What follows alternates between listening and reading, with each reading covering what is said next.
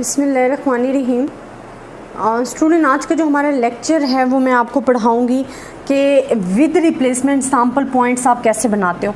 आपने with and without replacement case discuss कर लिया। आज मैं सिंपल आपको बताऊंगी कि विद रिप्लेसमेंट सैम्पल पॉइंट्स कैसे बनाने, फिर विदाउट रिप्लेसमेंट सैम्पल पॉइंट्स कैसे बनाने, और विदाउट रिप्लेसमेंट के लिए मैं आपको ट्री डायग्राम बनाने का मेथड भी बताऊंगी कि जिन स्टूडेंट्स को विदाउट रिप्लेसमेंट में सैम्पल पॉइंट्स बनाने में प्रॉब्लम हो रहा होता है, वो अगर विदाउट रिप्लेसमेंट केस आ जाता है तो उसमें tree diagram very easily points बना के उसमें ट्री डायग्राम में डिस्कस कर सकते हैं।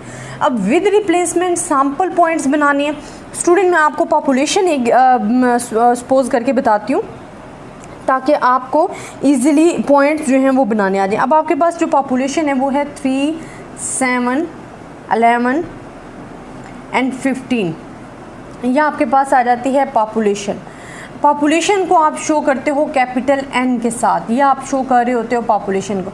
अब वो कह रहे हैं आपने सैम्पल साइज ड्रॉ करना है 2 का सैम्पल साइज, और आपके पास केस कौन सा है, विद रिप्लेसमेंट का। जब विद रिप्लेसमेंट का केस आ जाता है तो स्टूडेंट आपको पता है कि हमने ये करना होता है विद रिप्लेसमेंट में। अब कैपिटल N आपके पास कितने हैं, 1 2 3 4, एंड आपके पास ये कितने हैं 2। इट्स मीन 16 पॉइंट्स बनेंगे टोटल जिनको आपने डिस्कस करना है।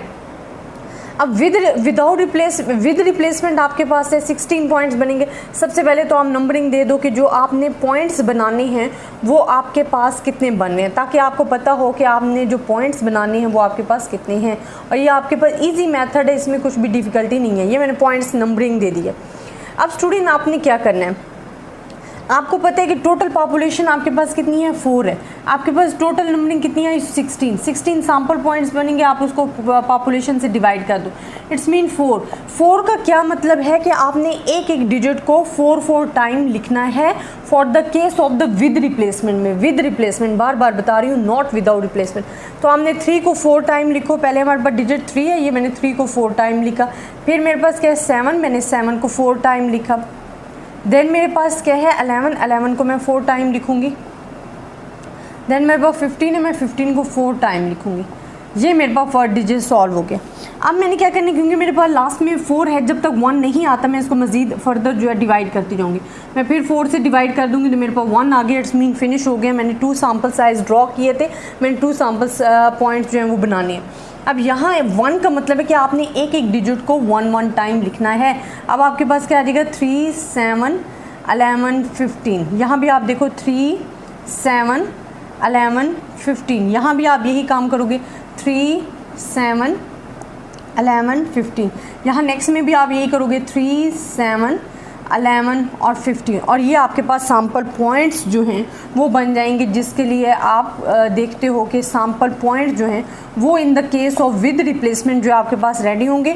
और स्टूडेंट ये बहुत ही सिंपल मेथड है, इसमें आपको बेशक जितनी मर्जी पॉपुलेशन दे दी जाए, आपने सैम्पल साइज़ देखने की, हमने इधर 2 का सैम्पल साइज़ ड्रॉ करना है या 3 का करना है। आपने उस सैम्पल साइज़ को देखते हुए इसे सॉल्व करना है और बस सिंपली इसको इस तरह ड्रॉ करना है। इसमें कुछ भी मुश्किल नहीं है, ये सिंपल आप बना सकते हो पॉइंट्स। और स्टूडेंट मैं आपको बार बार ये कहूँगी कि अगर आपको कहीं से समझ नहीं आ रही, आप मुझे कमेंट्स में बता दिया करो। मेरी कोशिश होती है मैं उस चीज़ को अगेन रिपीट कर दूँ।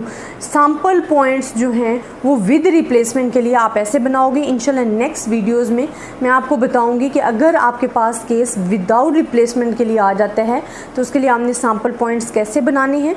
उसके लिए मैं आपको दोनों मेथड बताऊँगी। आपको मैं ट्री डायग्राम भी बनाना सिखा दूंगी और सिंपली भी बताऊंगी कि अगर इजीली आपके पास थोड़े हैं सैम्पल पॉइंट्स और आपको इजीली समझ आ रही हैं तो वो आपने कैसे सॉल्व करने वो भी बताऊंगी।